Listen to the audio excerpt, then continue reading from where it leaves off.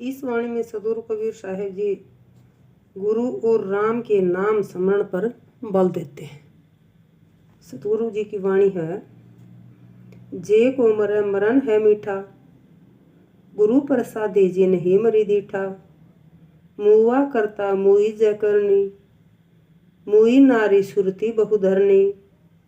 मुआ आपा मुआ मान, परपंच ले मुआ अभिमान। राम रमे रमी जे जन्मुआ, कहें कबीर अविनाशी हुआ। देखो कितनी अच्छी वाणी के माध्यम से सतगुरु कबीर साहिब जी ने मानव जीव को चेताने का प्रयास किया। सतगुरु कबीर साहिब जी कहते हैं कि यदि किसी ने सतगुरु की कृपा से मृत्यु को देख लिया और यदि वे लोग मरने की इच्छा रखते हैं तो मरना ही उनके लिए मधुर है। इससे कर्ता का अहंकार नष्ट होता है।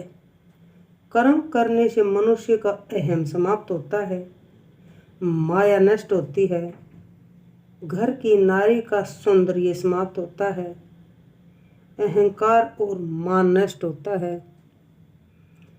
छल कपट से युक्त यह अभिमान भी समाप्त होता है।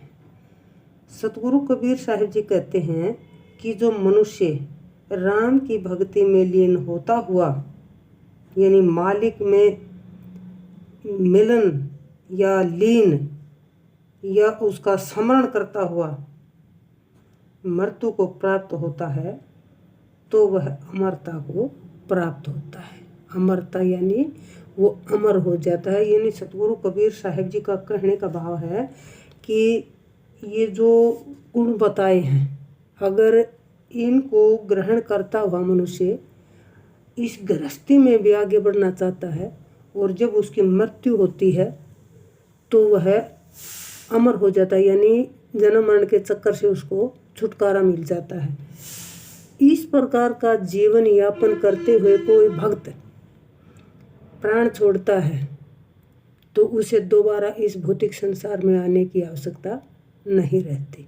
सतगुरु कबीर साहिब जी का समझाने का यही अर्थ है कि इन सभी बातों को मनुष्य अपने जीवन में ग्रहण करे। अगर जो ये चाहता है कि मुझे इस संसार में फिर से जन्म नहीं लेना पड़े तो साहिब जी का इशारा उसी तरफ है। तो देखो सतगुरु कबीर साहिब जी मानव जीव को कितनी अच्छी अच्छी वाणियों के माध्यम से समझाते हैं।